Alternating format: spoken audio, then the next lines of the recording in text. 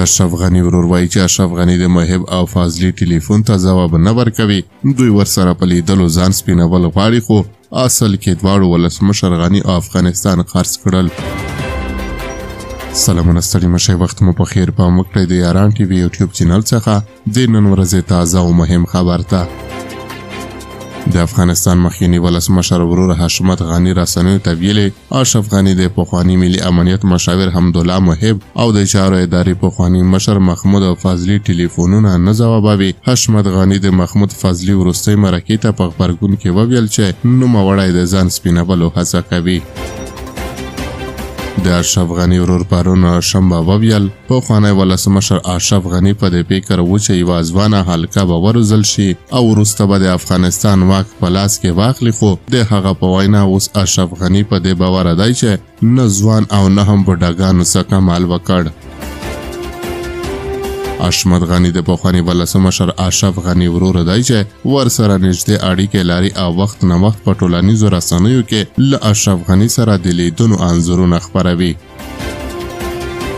حشمت غني د محمود فضلي وروستۍ مرکې ته په غبرګون کې وایي اشرف غني په دې باور دی چې د هغه پخوانی د ملي امنیت مشاور حمدالله محب او د چارو د ادارې پخواني مشر محمود فضلي والیانو او امنیتي مسؤلینو ته وویل چې تسلیم شي.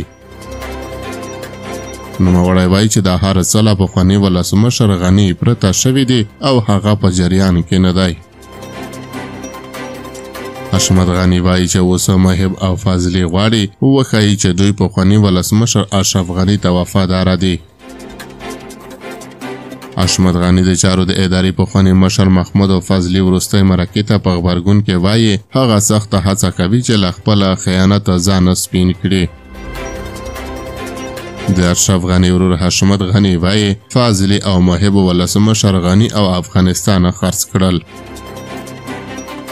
حشمت غني په دې باور دی چې پخواني ولسمشر اشرف غني ته د افغانستان د جمهوریت د پرځېدو په اړه صحیح معلومات نه ورکول کېدل. پخواني ولسمشر اشرف غني هم له سکوتو وروسته په یوه مرکه کې وویل زما هدایت دا و چې خوست ته لاړ شم، خو محب راته وویل چې خوست او جلال آباد هم سکوت شوي دي او زه نه پوهېدم چې چېرته روان یم.